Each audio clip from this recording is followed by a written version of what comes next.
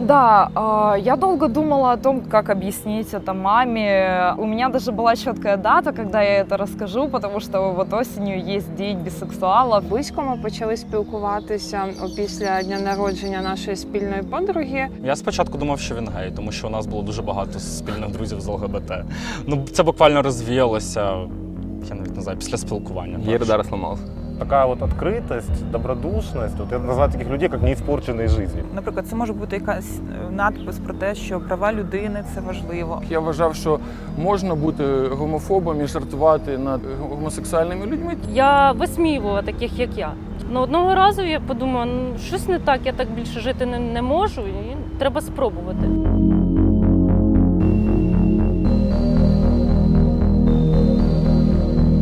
Чесно скажу, був гомофобом. Я не знав людей, які би відверто з мого оточення заявили, що вони гомосексуальні. Тому я боявся, і через це, можливо, і була певна зневага. В принципі, я з самого дитинства розуміла, що зі мною щось не так. Мені подобались дівчата. Ну, зустрічалась я із хлопцями. Щоб змінити це я попробувала змінити у 21 рік. Весь цей час я глушила в собі себе. Когда я рассказала маме шутку про свою подругу, мама каким-то невероятным образом догадалась и спросила: «Ника, тебе что, нравятся девочки?» Но я все-таки по тем и по тем. А как ты это восприняла? Бачила, що є таке загальне негативне ставлення до ЛГБТ людей, і мені начебто хотілося довести, що це так не повинно бути. Коли я вже почала працювати і почала стикатися з людьми, які дійсно відчувають дискримінацію, і я зрозуміла, що я можу і повинна допомагати їм як сімейний лікар, як людина, як активіст. Була депресія клінічна, яка потім підтвердилась діагнозом психіатра. Я втік з дому, продавши гітару, маючи 1500. Стало запитання пошуку житла, тому що вписуватись вічно я не міг. Во-первых, первый прайд повел меня Саша. Я этого всего боялся, я даже себя и не принимал. Ну, мы пошли, мне понравилось, я начал этим гореть. Я познайомилася з Яною, і мені якось з нею легше відкриватись людям. Людина мені пояснила, що це нормально. Ти така, як всі, просто от люди не розуміють цього.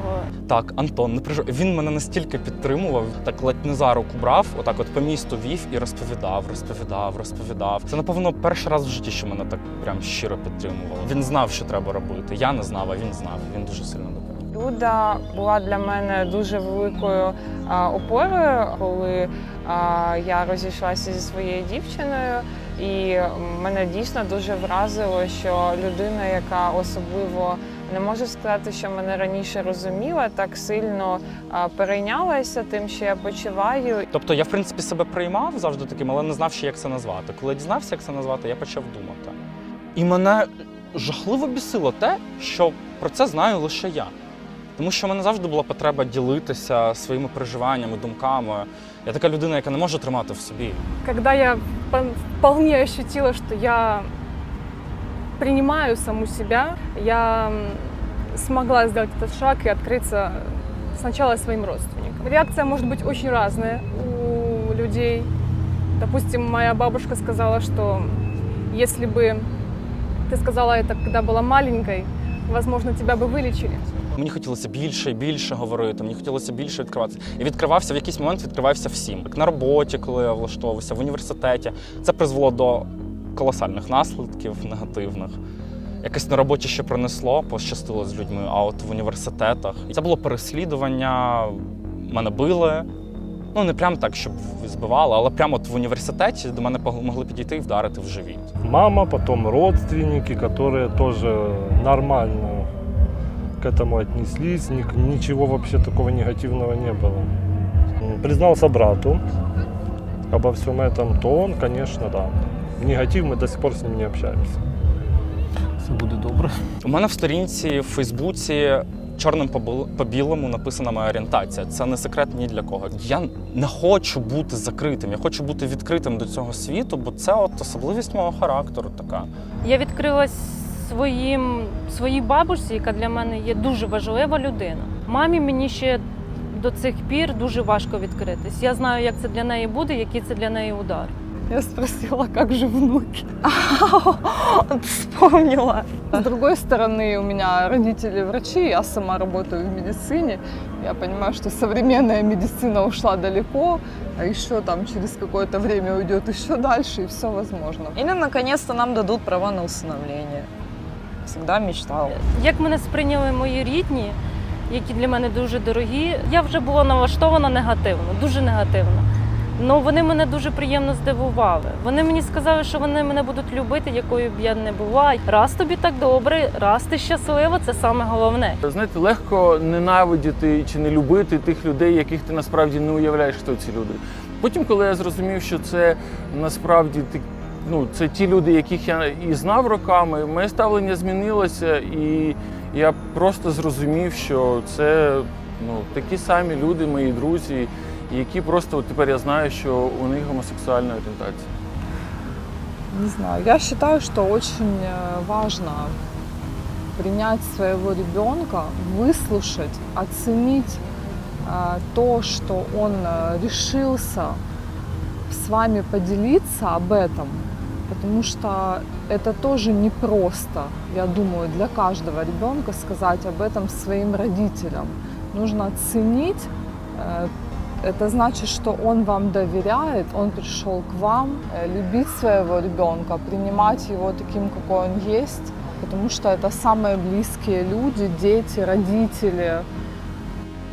Якщо ви не знаєте жодної ЛГБТ-людини в своєму оточенні, це говорить більше про те, що вам бояться відкритися. Кожен з нас має ЛГБТ-людей в оточенні, точно, і стикається з ними кожен день. У мене змінилося саме ставлення після того, як я почала дізнаватися більше, після того, як мені Уля почала в лайтовій формі доносити якусь інформацію. Мені здається, що дуже багато ЛГБТ-людей, вони не можуть відповідати на питання, які є провокаційними. Їх це дратує, і, можливо, через це багато гетеросексуальних людей, навіть які б хотіли поставити питання, вони бояться.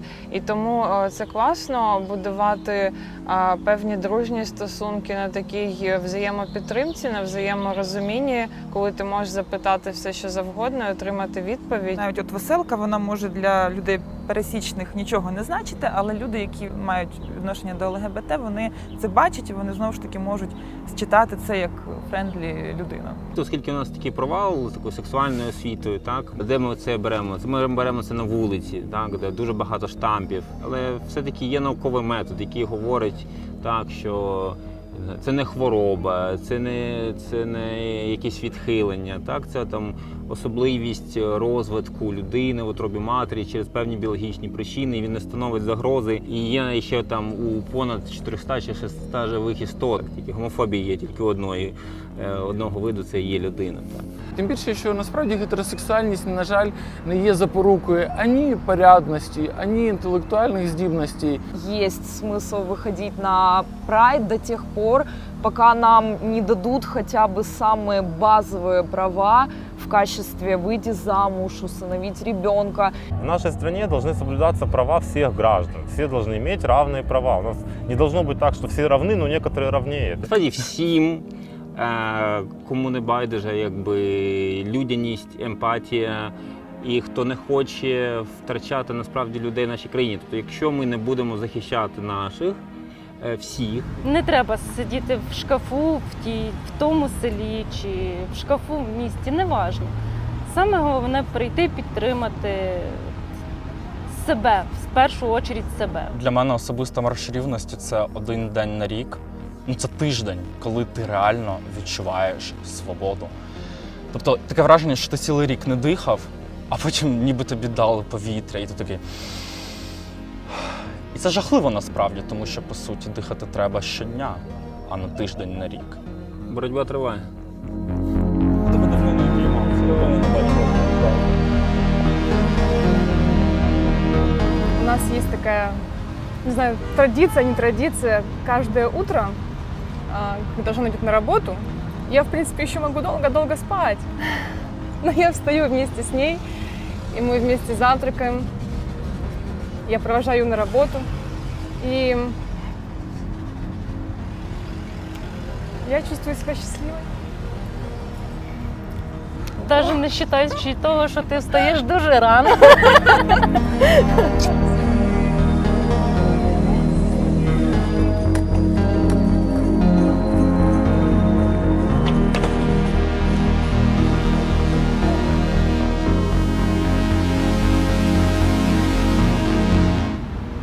Якось, я думаю, що пора і вже і мамі сказати, так як щось є важливіше, ніж пріоритети людських оцих висміювань.